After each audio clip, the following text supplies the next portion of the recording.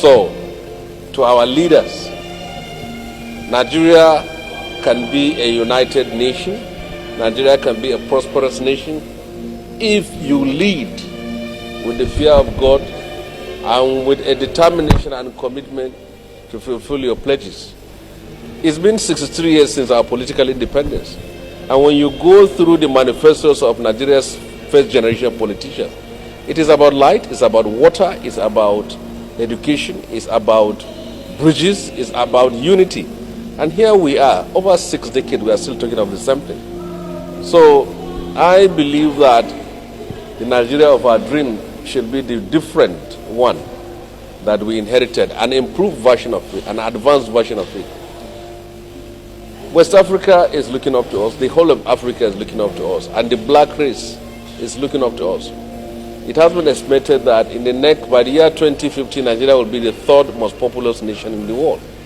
So we shouldn't just be big by numbers of people, but our economy should be big, our future should be big. We should build a nation where our people will prefer to remain in our country than to bolt out, either as legal or illegal immigrants. Each time you wake up in this country, you hear of reports of Nigerians passing through the Sahara, stranded in Libya, Algeria, and Tunisia, some of them sinking in the Mediterranean Sea in search of greener pastures in Europe. That should not be a Nigeria. Each time you wake up in the morning, you hear of humongous amount of money being stolen by people in public office. This should not be a Nigeria. Whenever you wake up in this country, you hear comments of hate, of bigotry by some people against others. If we want a united country, we must work for it. When you see some nations destroy themselves like Sudan, it's about the seeds they planted, the injustice, the iniquity they planted in that country, and has imploded the country. So we should be very careful. Thank you. As a dream, sir. So how do you read this current administration's assumption? And then what's your stand on the issue of fuel subsidy? Well, whatever political party you belong, you want a better Nigeria, a Nigeria that your children can be proud of and live in peace. The reform programs embarked upon by this administration are positives, but they have to be very careful in terms of the hardship and the suffering inflicted on the people.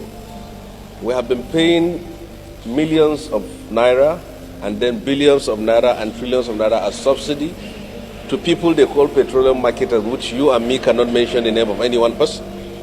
Who are these people? That has stopped. It's good. But it is reflecting on our food, on our tuition fees for our children, and in our hospital bills. So there must be a serious attempt to address the issue of poverty in this country with that aspect. The sacking of the service chief is very important. It's necessary. When people are appointed into office and they fail to perform, they should be sacked. Buhari has wasted Nigeria's time for 8 years. He has employed people, he has appointed people who failed, and he kept on extending their period in office. That's very wrong. He has accused all governments of corruption and pilferings. All the ills of Nigeria, he accused all the previous government. Here, his government has proven one of the worst in the history of Nigeria. So as far as I'm concerned, it doesn't mean if you are from the PDP or Labour Party.